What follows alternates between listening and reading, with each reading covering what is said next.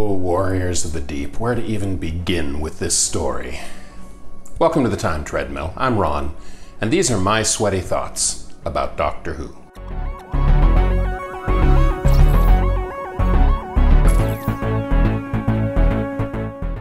On paper, Warriors of the Deep had everything going for it as a Doctor Who story. I mean, first of all, anytime you decide to bring back some classic villains that aren't the Daleks, the Cybermen, or the Master, it's almost always a very good idea. And here we have the Silurians and the Sea Devils, classic monsters from the Third Doctor era, appearing here together for the first time. Combine that with a futuristic underwater setting in a military sea base in the distant future, and you have the combination of a great villain and a great base under siege environment. This has classic Doctor Who written all over it.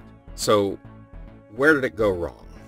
Well, the troubles all began with the script itself. This was written and produced in 1983, right at the height of the Cold War, and the script had quite a few Cold War references built into it. Bearing in mind that the production of the story coincided with the time that Prime Minister Margaret Thatcher called for a new election. And just for clarity for my American viewers, understand that although American elections happen on a strict regular schedule, in the UK the election process is somewhat different. Elections happen not quite randomly, but they don't happen at regular periods. They happen when the Prime Minister or when a majority of the Parliament calls for a new election. And I am no UK election expert law. I'm sure I'm not quite right in the details, but that's the broad strokes of it. My point being that in the height of this Cold War era, and with all of the saber rattling and government process happening, the producers and the script editors for Doctor Who decided that the Cold War references in this story were too heavy. And so script editor Eric Saward rewrote great portions of the script and radically changed some of the things that writer Johnny Byrne had put into the story. And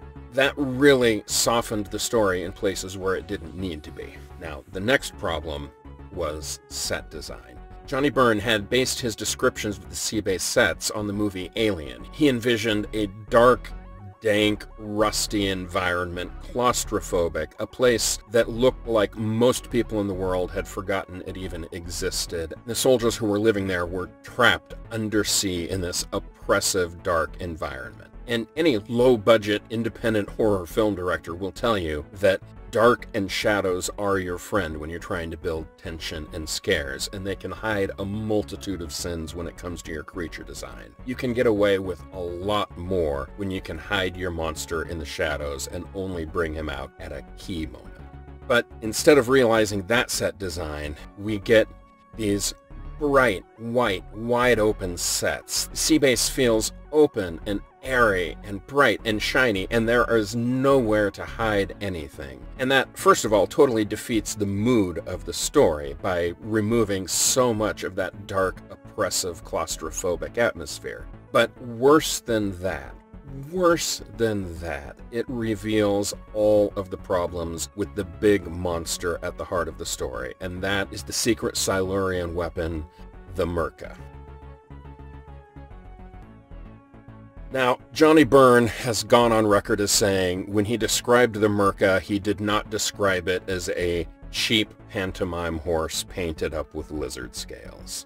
But that's literally what we got. The Myrka creature was quite literally performed by a pair of actors who at the time were best known and continually working in the role of a pantomime horse in a children's television show. The costume itself was completed barely an hour before filming began, and that being the case, the paint and the glue on the costume had not yet even dried. The two actors inside the costume were dizzy with the noxious fumes from the paint and the glue, and as the Myrka lumbers around the set, you can actually see some of the paint smear off its body onto the set walls. Worst of all, in that bright, white, clinical setting, it is so readily apparent just how horrible a creature design the Myrka is, and it sinks this entire story. And all of that leads to one of the worst sequences in classic Doctor Who history, which I will get to tomorrow. I'll see you then.